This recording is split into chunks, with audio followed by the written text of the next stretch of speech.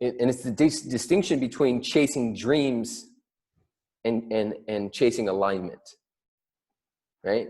A lot of people are chasing their dreams, but in my opinion, the best thing you could do is chase alignment, because alignment will move you towards and help you become the space for your calling. A calling is very different than a dream.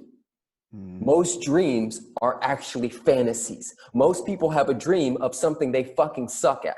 They're not actually, like, your mom told you you're good at that thing, but your mom was lying because she loves you so much that she just kept saying it. And she's saying, follow your dream. Like, yes, and what would be more, I'll say, not more, what would be probably, would feel better is if people began to chase alignment, which is essentially just saying, like, how do I fill my cup in such a way that I become so receptive that I can hear and see with the eye behind the eye what is actually being asked of me. So to answer your question, what lights me up is that I'm living my calling. This is not a dream. This is not a like, hey, like, I didn't want to do this. I was an actor and a model, and I was on Entourage and a bunch of commercials and a bunch of little TV shows in the US and all of these things. And I was headed towards one path. And just to go back a little bit, you were talking about change. Change is very different than transformation. I was an actor and I changed to also being a model. That's change. When I went from that to what I'm currently doing, that's transformation. That's an entire different lane and playing field.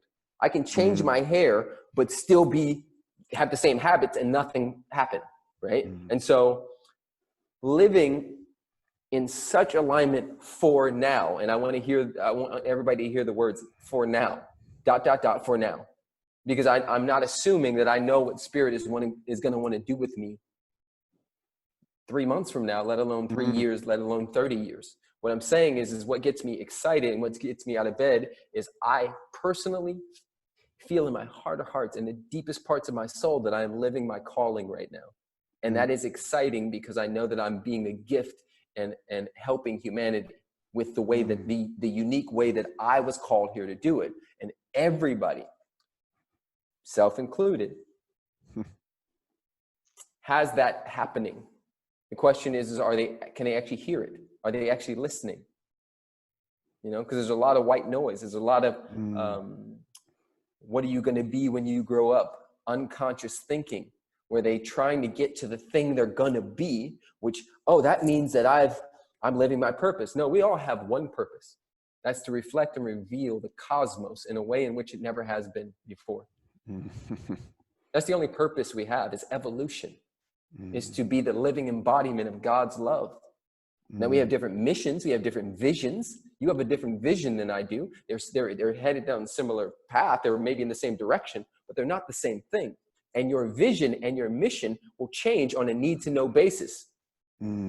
So when you get aligned and you're actually doing God's work through the fact that you're touching people or you're living your life in the way that you were destined to live, when you're in that space, would you say therefore you're on a path in Vedic wisdom known as Kriya, which is non-binding action, versus karmic, which is like you're going off path based upon being like making changes and intellectually trying to figure out what's right, and you're on that, and that comes with consequences on the way of journey to getting back to that path? Would you say that it's when you're on the path that you can truly be in a space of constant transformation, because you're constantly, you've got it's easier, even though it's not easy, to take the next step because you're doing it in a way that you're meant to do it, that fits who you are. Would you say that you transform when you're on the path, and when you're off the path, you can learn and change and gain awareness, but ultimately you're not on the super highway of transformation? Yeah, I think I can align with that to a degree. Here's what my opinion. It's opinion. I'm just another man. My opinion is that all roads lead to the same place.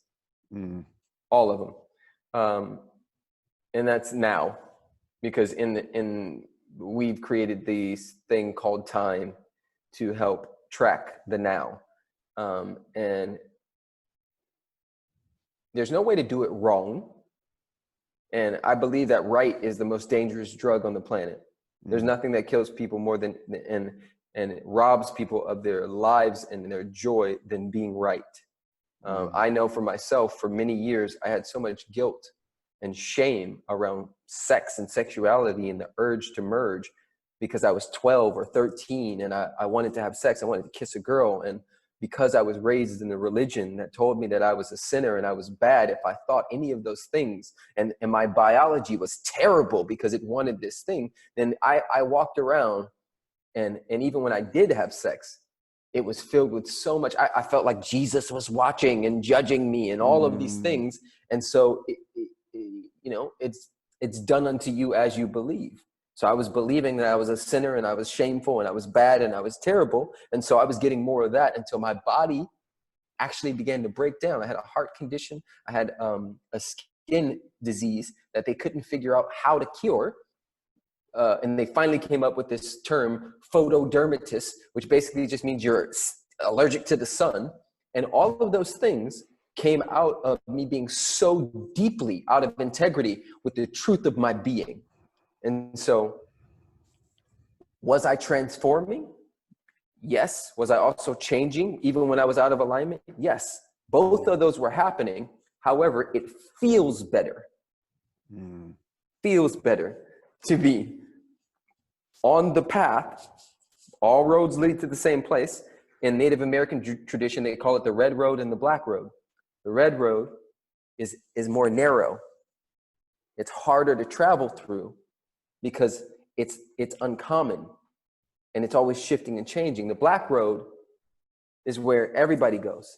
The black road is where, porn and jacking off and spiritual bypassing and hierarchical, all of that stuff. Not just even the big stuff, like the judging of their neighbors, the thinking I'm better because I read Deepak Chopra, like all of that stuff is on the black road. The red road is a whole different ballgame, man. Spiritual ego is some of the most dangerous egos there are out here. People think that they're better because they're doing workshops. Get the fuck out of here. Until you're actually living that, until you can actually go back from Bali and you're fucking trance dancing and actually go to North Dakota and have a conversation with your sister who you haven't talked to in 10 years, until you can do that, nope.